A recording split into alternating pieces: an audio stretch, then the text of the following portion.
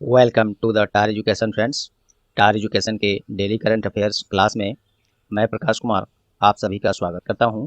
आज देखेंगे हम लोग 25 और 26 जुलाई 2021 के सभी महत्वपूर्ण करंट अफेयर्स जो आपके आगामी सभी परीक्षाओं के लिए अति महत्वपूर्ण होंगे। साथ में देखेंगे ज़्यादा से ज़्यादा एक्स्ट्रा फैक्ट्स जो आपको औरों से आगे रखेगा। इस क्लास का PDF आप टार एजुकेशन की वेबसाइट और इन सभी सोशल मीडिया प्लेटफॉर्म से जुड़कर डाउनलोड कर सकते हैं। सभी का लिंक डिस्क्रिप्शन बॉक्स में दिया हुआ है। टार एजुकेशन के वेबसाइट पर भी जाएं जहां आपको अन्य महत्वपूर्ण सामग्रियां मिलेंगी। प्रश्न हिंदी इंग्लिश दोनों में है। आपसे आग्रह है कि क्लास पूरा अटेंड करें, तभी आपको इस क्लास का महत्व पता चलेगा। और क्लास यदि परीक्षा उपयोगी लगे तो प्लीज़ वीडियो को लाइक कर देंगे, ज़्यादा से ज़्यादा अन्य दोस्तों के साथ शेयर करके टार एजुकेशन का सहयोग कर देंगे। और चैनल पर आप नए हैं या चैनल को अब तक सब्सक्राइब नहीं किए हैं तो अभी सब्सक्राइब बटन दबा दें, और पहले से सब्सक्राइब कर लिए हैं तो आपका दिल से बहुत बहुत आभार। तो चलिए बिना देर किए शुरू करते हैं आज का क्लास। पहला प्रश्न है, which operation has been run recently by the Indian army to provide medical aid. Aid means होता है सहायता। हाल ही में भारतीय सेना द्वारा चिकित्सा सहायता प्रदान करने के लिए कौन सी ऑपरेशन चलाई गई है? तो ये है सद्भावना, ऑपरेशन सद्भावना। ये भारतीय सेना ने चलाया है।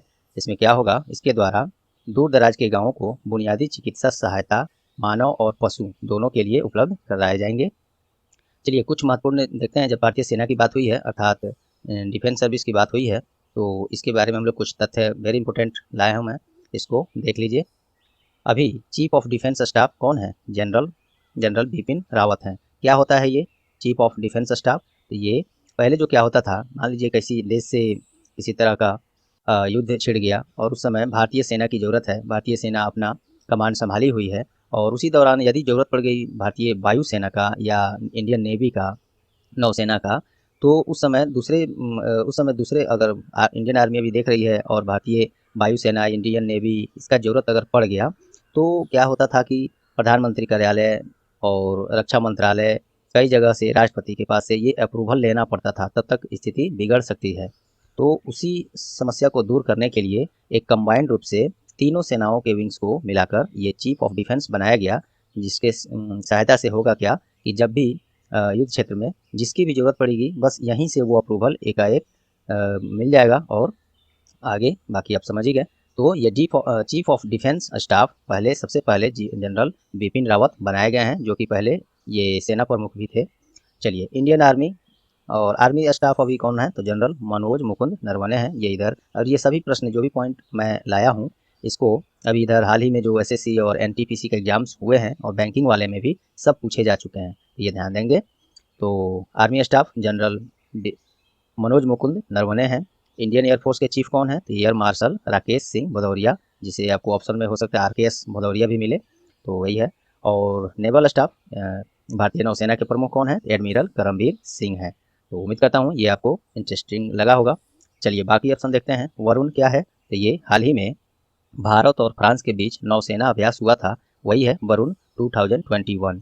खंजर क्या है? तो ये 8वां इंडिया किर्गिस्तान स्पेशल फोर्स अभ्यास अभी हुआ था, शॉर्ट में यही जान सकते हैं। इंडिया और किर्गिस्तान के बीच स्पेशल फोर्स अभ्यास हुआ था, उसी का नाम है खंजर। खंजर नाम से वो अभ्यास हुआ था। बिश्केक किर्गिस्तान की राजधानी है, ये भी ध्यान देंगे। वज्र प्रहार, ये हाल ही में हिमाचल प्रदेश के बकलोह में भारत और अमेरिका के बीच सैन्य अभ्यास हुआ था, उसी का नाम है वज्र प्रहार। तो उम्मीद करता हूँ ये पहले प्रश्न से इतने सारे फैक्ट्स ऑप्शन से भी और ये सब आपको पसंद आई होगी। तो अभी लाइक बटन दबा दीजिए और दोस्तों के साथ शेयर भी कर दीजिएगा क्लास खत्म होने के बाद। लेकिन अभी नहीं कहूँगा मैं, क्योंकि क्लास रोक कर मैं आपको डिस्टर्ब नहीं करना चाहूँगा। लेकिन हाँ, ईमानदारी से इसको शेयर ज़रूर करें ताकि आपके साथ अन्य लोग भी फ़ायदे उठाएं। और टार एजुकेशन का सबसे बड़ी बात कि हम लोग का सहायता हो, परिवार हम लोग का बढ़े। चलिए अगला प्रश्न देखते हैं। गोल्डन राइस का व्यावसायिक उत्पादन की मंजूरी देने वाला कौन विश्व का पहला देश बन गया है? वेरी इंपॉर्टेंट प्रश्न है ये बना है फिलीपींस। ये गोल्डन राइस का पहले से होता था, ये इसका शोध हो चुका था, निर्माण रिसर्च हो चुका था, इस पर उत्पादन होता है। लेकिन अब इसको ये जो है कमर्शियल प्रोडक्शन जिसको बोलेंगे इंग्लिश में, ये मंजूरी दे दिया है फिलीपींस और ये करने वाला पहला देश बन गया है विश्व में। तो ये क्या है, अनुवांशिक रूप से संशोधित यह गोल्डन राइस बचपन के अंधेपन का मुकाबला करने में सक्षम है और विकासशील देशों में लोगों का जान बचाने में काफ़ी सक्षम सिद्ध होगा। और इस चावल में विटामिन ए के साथ साथ बीटा कैरोटीन अच्छी मात्रा में उपलब्ध है, जो इन्हें और अधिक पौष्टिक बनाता है। फिलीपींस ने किया है, राजधानी इसका मनीला, करेंसी फिलीपीन पेसो, केवल पेसो ऑप्शंस में आपको देगा। बाकी ऑप्शन देखते हैं। भूटान क्यों न्यूज में रहा है, तो हम लोग के देश में जो भारतीय भुगतान प्रणाली एक है भीम यूपीआई, काफ़ी चर्चा में रहा है लॉकडाउन के समय में ये। तो भीम यूपीआई के थ्रू आप लोग तो पैसा ट्रांसफ़र करते ही हैं, पैसा मंगाते भी हैं। तो इसी भीम यूपीआई को सबसे पहले अपनाने वाला देश, भारत में तो यूज होता है, विदेशों की बात करें तो सबसे पहले अपनाने वाला देश भूटान बन गया है। आइए इसके बारे में थोड़ी सी देख लेते हैं जानकारी एक्स्ट्रा। भीम यूपीआई ये भूटान पहला देश बन गया अपनाने वाला। इससे दोनों देशों के बीच भुगतान प्रणाली आसान होगा, खासकर जो टूरिस्ट पर्यटक लोग जाते हैं एक दूसरे के देश में, उनको ये विशेष लाभ पहुंचाएगा। और ये जो है भीम यूपीआई एनपीसीआई के द्वारा संचालित किया जाता है। क्या होता है फुल फॉर्म इसका, नेशनल, यहाँ एल होगा, national payments corporation of India. और यह जो है आरबीआई अर्थात रिजर्व बैंक ऑफ इंडिया और इंडियन बैंक एसोसिएशन, शॉर्ट में से आईबीए बोलते हैं, का एक संयुक्त प्लेटफॉर्म है। स्थापना 2008 में एमडी एंड सीईओ दिलीप एब्से हैं। तो ये पसंद आई होगी आपको। चलिए, न्यूजीलैंड क्यों न्यूज में रहा है, तो ये विश्व का पहला लकड़ी वाला सैटेलाइट लॉन्च यहाँ से किया जाएगा, तो ये इसलिए इम्पोर्टेंट है। इसको हालांकि लॉन्च करेगा यूरोपियन अंतरिक्ष एजेंसी ईएसए, लेकिन लॉन्च किया जाएगा न्यूजीलैंड से ही, इसलिए ये महत्वपूर्ण है, चर्चा में रहा है करंट में हाल ही में। चीन, ये एक प्रश्न न्यूज आया था कि किस देश में इंसानों में बर्ड फ्लू के H10N3 स्ट्रेन का पहला मरीज पाया गया था। ये जो है H10N3 बर्ड फ्लू का ये वायरस है, तो ये सब पहले चिड़िया में, मुर्गों में पाया जाता था, लेकिन इंसानों में पहली बार मिला है ये चाइना में, इसलिए न्यूज में रहा है। चाइना की राजधानी बीजिंग है, करेंसी वहाँ का मुद्रा युआन या रेनमिनबी है, और प्रेसिडेंट शी जिनपिंग है। चाइना से संबंधित एक और महत्वपूर्ण याद आया मुझे, हाल ही में विश्व स्वास्थ्य संगठन अर्थात WHO के द्वारा चीन को मलेरिया मुक्त घोषित किया गया है, तो ये भी ध्यान देंगे आप। चलिए अगला प्रश्न देखते हैं। हाल ही में किस राज्य सरकार के द्वारा मुख्यमंत्री बाल सेवा योजना का शुरुआत किया गया है, ये किया गया है उत्तर प्रदेश के द्वारा। इसमें क्या होगा, कोविड-19 के कारण अनाथ हुए बच्चों को, ये घोषणा बहुत पहले हुई थी कि अनाथ हुए बच्चों को सहायता दी जाएगी, आर्थिक सहायता, तो उसका अग्रिम भुगतान अभी सरकार कर रही है ये यूपी सरकार के द्वारा। तो ये योजना है मुख्यमंत्री बाल सेवा योजना। उत्तर प्रदेश की राजधानी लखनऊ, योगी आदित्यनाथ मुख्यमंत्री, आनंदीबेन पटेल गवर्नर हैं, राज्यपाल हैं। चलिए, तेलंगाना क्यों न्यूज में है, ये हाल ही में दलित परिवार का आर्थिक सहयोग करने के लिए एक योजना लॉन्च किया है। क्या नाम है उसका, दलित बंधु, तेलंगाना सरकार ने। इसके तहत योग्य परिवार को 10 लाख रुपए की सहयोग राशि सीधे उनके खाते में जमा कराई जाएगी। हरियाणा, ये हाल ही में वन ब्लॉक वन प्रोडक्ट योजना लॉन्च किया है, और ये हरियाणा सरकार ने किया है। इसमें ग्रामीण क्षेत्रों में लघु उद्योग को बढ़ावा देने के लिए इस योजना को लॉन्च किया गया है। केरल, हाल ही में मातृ कौचम अभियान शुरू किया गया है, उसको मातृ कौचम के नाम से भी जाना जाएगा, तो ये केरल सरकार ने लॉन्च किया है। इसमें गर्भवती महिलाओं का टीकाकरण सुनिश्चित किया जाएगा, सभी जगह जा जाकर, ये योजना उसी से संबंधित है।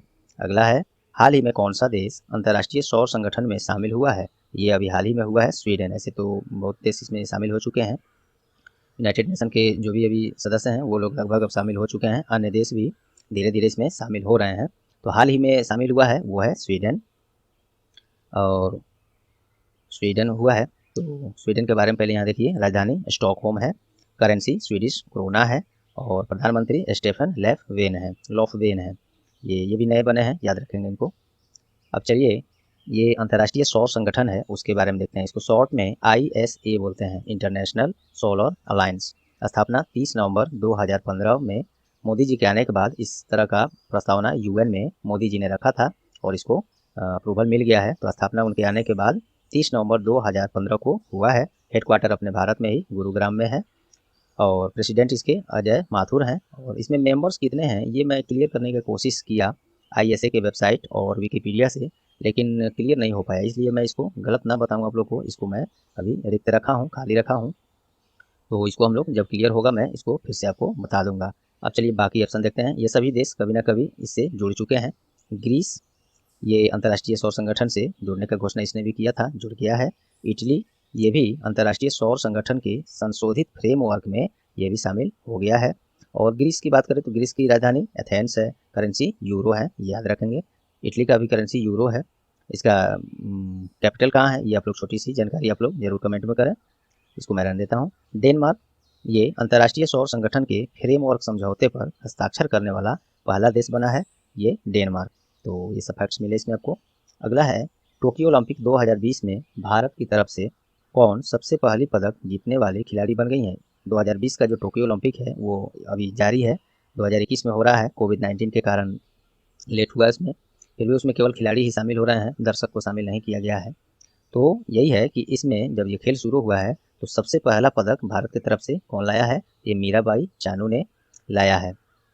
और ये भारोत्तोलन में लाए हैं और कौन सा रजत पदक लाए हैं। ओलंपिक में गोल्ड तो गोल्ड ही है, रजत हो, ब्रॉन्ज हो, सिल्वर जो भी हो, काफ़ी महत्व होता है उसका। तो रजत पदक इन्होंने हासिल किया है, मीराबाई चानू ने। 23 जुलाई से 8 अगस्त 2021 तक ये जारी रहेगा। चलिए, भारत में पूरे विश्व में ओलंपिक का आयोजन IOC कराता है, इसके बारे में देखते हैं। इंटरनेशनल ओलंपिक कमेटी, स्थापना 23 जून 1894 में, हेडक्वार्टर लॉजन जो स्विट्जरलैंड में है, और प्रेसिडेंट थॉमस बाक हैं। चलिए बाकी ऑप्शन देख लेते हैं। कंचन उगुर संधि, ये न्यूज में नहीं है और इसी से संबंधित किसी न किसी अवार्ड से होगा। देखिए, ये हिमालय के 18 दर्रों को कवर करते हुए दुनिया का पहला एकल मोटरसाइकिल अभियान पूरा इन्होंने किया है, इसलिए न्यूज में ये रहे हैं। कंचन उगुर सुंडी एक माउंटेन बाइकर हैं और ये उपलब्धि हासिल करने वाली ये पहली महिला भी बन गई हैं। सिरिसा बंदला, ये अंतरिक्ष में उड़ान भरने वाली दूसरी भारतीय महिला बन गई हैं, अभी गई नहीं हैं, जाएंगी, लेकिन ये दूसरी महिला होंगी अंतरिक्ष में जाने वाली दूसरी भारतीय महिला। तो पहली कौन थी, पहली कल्पना चावला थी, जो सफलतापूर्वक गई और लौट रही थी। तो पृथ्वी पर पहुंचने से थोड़ी ही देर पहले उनका जो विमान था अंतरिक्ष एजेंसी में जाने का, वो दुर्घटनाग्रस्त हो गया और उसमें उनका देहांत हो गया। और सुनीता विलियम्स का भी नाम आप लोग सुने होंगे, कुछ लोग सोचते होंगे कि वो भी भारत की हैं, नहीं, वो अमेरिकन अंतरिक्ष यात्री हैं। वो आई थी, कल्पना चावला जब जाने वाली थी तो उनका सहयोग के लिए भारत में आई थी। अंशुला राव, ये हाल ही में डोपिंग टेस्ट में फेल होने वाली पहली भारतीय महिला क्रिकेटर बन गई हैं। डोपिंग टेस्ट आप लोग समझ रहे हैं, इसके बारे में भी हम लोग कई बार चर्चा किए हैं। फिर देखिए, तो डोपिंग टेस्ट में ये फेल होने वाली पहली भारतीय महिला क्रिकेटर बन गई हैं और ये मध्य प्रदेश से ऑलराउंडर महिला क्रिकेटर हैं। अभी हम लोग के यहाँ जो डोपिंग टेस्ट होता है वो कौन कराता है, तो नाडा कराता है, नेशनल डोपिंग नाडा, नेशनल एंटी डोपिंग एजेंसी, यही कराता है डोपिंग टेस्ट भारत में। इसके अभी ब्रांड एम्बेसडर कौन है, सुनील सेठी हैं। चलिए, तो ये सब रहा इसमें। हाल ही में भारत की सबसे उम्रदराज छात्रा का निधन हो गया है, उनका नाम क्या है, वेरी इंपॉर्टेंट है ये ऑबिचुअरी में, देहांत में। सबसे उम्रदराज छात्रा, जो मरते वक्त भी पढ़ाई इनका जारी था, कौन है ये, भागीरथी अम्मा, ये केरल से हैं और इनका 107 वर्ष की उम्र में अभी उम्र संबंधी बीमारियों के कारण निधन हो गया है। एक्चुअली में ये भागीरथी अम्मा जो थी 9 साल की उम्र में तृतीय क्लास पास करने के बाद पढ़ाई छोड़ दी थी और पुनः जब 105 वर्ष की हुई तो इनको ऐसा महसूस हुआ कि मुझे पढ़ाई करनी चाहिए थी और वहाँ से फिर से इन्होंने शिक्षा को जारी रखा और चौथी क्लास का इक्विवेलेंट एग्जाम्स उन्होंने पास किया और अभी भी इनका शिक्षा जारी था और उसके लिए उन्हें केंद्र सरकार द्वारा नारी शक्ति पुरस्कार से सम्मानित भी किया गया था। आइए बाकी ऑप्शन देखते हैं। दानिश सिद्दीकी, इनका भी हाल ही में निधन हुआ है, ये पुलित्जर पुरस्कार विजेता थे, भारतीय फोटो पत्रकार हैं। इनका एक्चुअली में अफगानिस्तान के कंधार में अफगान सैनिकों और तालिबान के बीच युद्ध हो रहा था, लड़ाई हो रहा था, उसी दौरान रिपोर्टिंग कर रहे थे जिसमें ये घायल हो गए और इनकी मृत्यु हो गई। तो दानिश सिद्दीकी, इनका भी निधन हो गया और इनको 2018 में पुलित्जर पुरस्कार से सम्मानित किया गया था। पुलित्जर पुरस्कार पत्रकारिता के क्षेत्र में दिया जाता है, ऐसा प्रश्न पूछा जा चुका है, तो ध्यान देंगे। यशपाल शर्मा, ये भारत के जाने माने पूर्व क्रिकेट खिलाड़ी थे, इनका भी निधन हो गया है और ये 1983 में जो भारतीय क्रिकेट टीम द्वारा पहला क्रिकेट वर्ल्ड कप जीता गया था उसमें टीम सदस्य रहे थे। केबी संपत कुमार, ये विश्व के एकमात्र संस्कृत भाषा में मुद्रित अखबार, उसका नाम क्या है, सुधर्मा, उसी के ये संपादक थे, इनका भी हाल ही में निधन हो गया है और ये अखबार मैसूर से प्रकाशित किया जाता है संस्कृत भाषा में और ये विश्व का एकमात्र ऐसा संस्कृत भाषा का मुद्रित अखबार है। उस अखबार का नाम सुधर्मा है, मैंने बताया अभी, ध्यान देंगे। चलिए अगला है, हाल ही में किस दिन आयकर दिवस मनाया गया, ये मनाया गया है 24 जुलाई को। केंद्रीय प्रत्यक्ष कर बोर्ड अर्थात CBDT के द्वारा 24 जुलाई 2021 को इस बार 161वां आयकर दिवस मनाया गया है। तो CBDT के बारे में आइए देख लेते हैं। CBDT अर्थात central board of direct taxes, स्थापना 1944 में, हेडक्वार्टर न्यू दिल्ली है और चेयरमैन जगन्नाथ विद्याधर मोहपात्रा हैं। इसी के साथ CBDT के साथ CBIC देख लेते हैं। ये होता है central board of direct taxes अर्थात प्रत्यक्ष कर बोर्ड, प्रत्यक्ष में जो है, और एक है CBIC central board of indirect taxes and customs, अप्रत्यक्ष जिसको कहेंगे इनडायरेक्ट को। तो इसका स्थापना 1 जनवरी 1964 को, हेडक्वार्टर न्यू दिल्ली में ही है, चेयरमैन प्रणब कुमार दास हैं। आइए बाकी ऑप्शन देख लेते हैं। 19 जुलाई को क्या मनाया गया? तो हाल ही में 19 जुलाई को बैंक राष्ट्रीयकरण दिवस मनाया गया है। आइए इसको देख लेते हैं लिखित रूप में, थोड़ा अच्छा से देखते रहिएगा, सुनते रहिएगा तो। और 7वां प्रश्न है, चलिए देखिए, 19 जुलाई को बैंक राष्ट्रीयकरण दिवस मनाया गया है और इसमें क्यों मनाया जाता है? तो 19 जुलाई 1969 को ही 50 करोड़ से अधिक जमा राशि वाले बैंकों का भारत में एक साथ 14 बैंकों का राष्ट्रीयकरण किया गया था। इसी 19 जुलाई को बैंक राष्ट्रीयकरण दिवस मनाया जाता है और पुनः 1980 में अन्य बैंकों का राष्ट्रीयकरण दोबारा से किया गया था। तो टोटल 20 बैंकों का राष्ट्रीयकरण किया गया था। और बात करें यदि भारत में सबसे पहले किस बैंक का राष्ट्रीयकरण किया गया, तो सबसे पहले भारतीय रिजर्व बैंक का राष्ट्रीयकरण 1 जनवरी 1949 में किया गया था। चलिए अगला ऑप्शन देखते हैं। 20 जुलाई को क्या हुआ? तो 20 जुलाई को हाल ही में अंतर्राष्ट्रीय शतरंज दिवस मनाया गया है।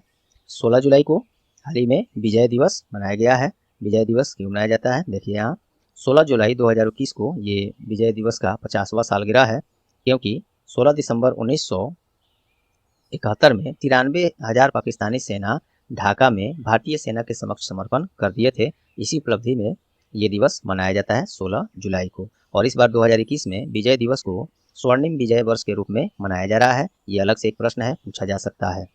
चलिए अगला प्रश्न है, हाल ही में किसने नॉर्मन बोरलॉग राष्ट्रीय पुरस्कार 2020 जीता है?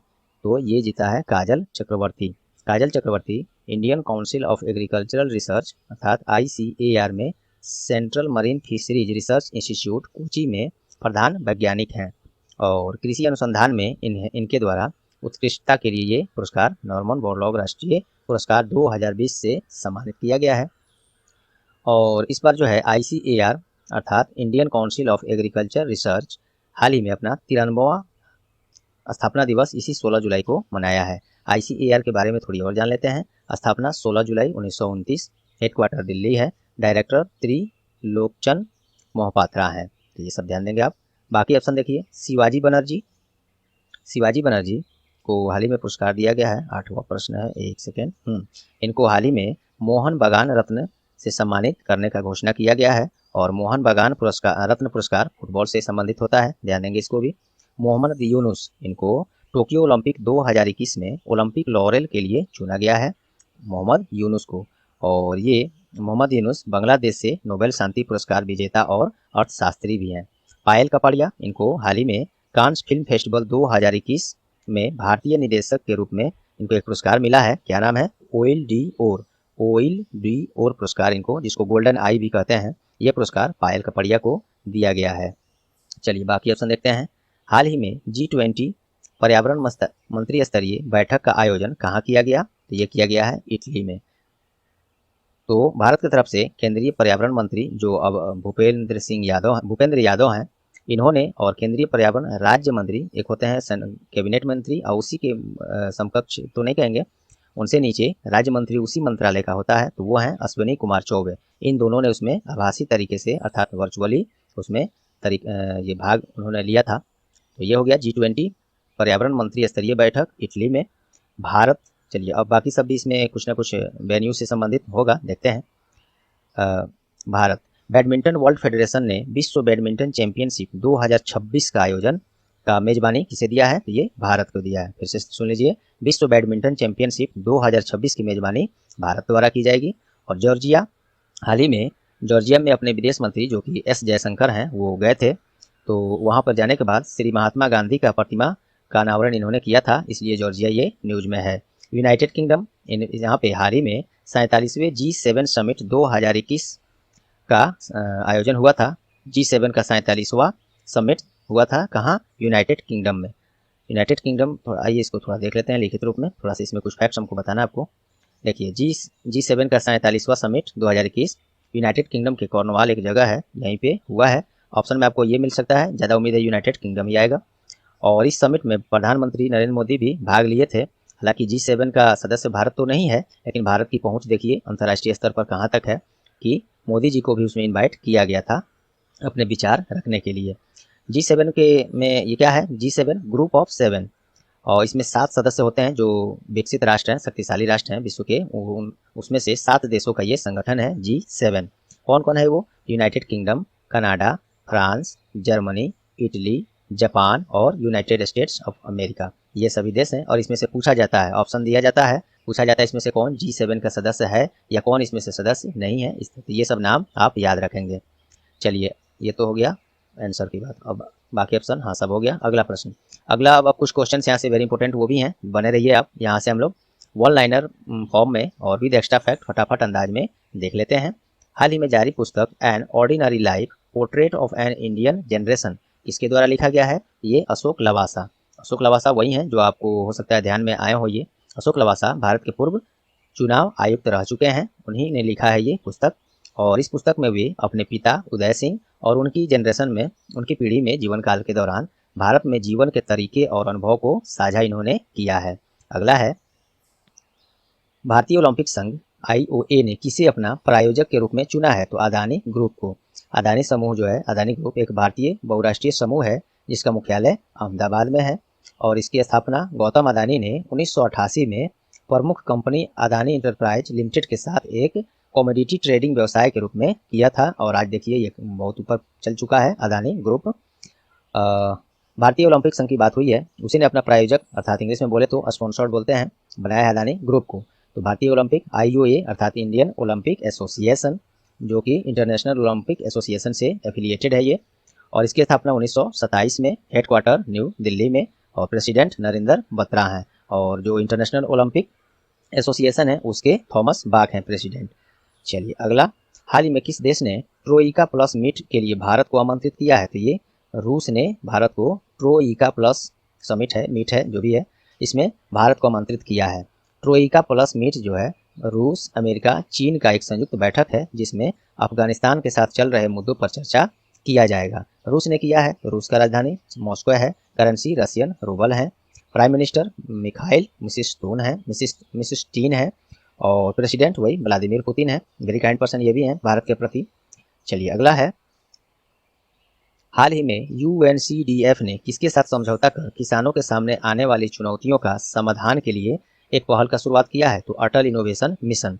केवल अटल इनोवेशन मिशन ही नहीं, देखिए और भी है इसमें, सबके साथ मिलकर ये किया गया है। तो संयुक्त राष्ट्र कैपिटल डेवलपमेंट फंड, जिसका फुल फॉर्म है Atal innovation mission, Bill and Melinda Gates foundation और राबो फाउंडेशन, इन सभी के साथ मिलकर, एक सेकंड दोस्तों बारिश आ गई है, थोड़ा मुझे ये इसमें रुकना पड़ेगा कुछ सेकंड के लिए।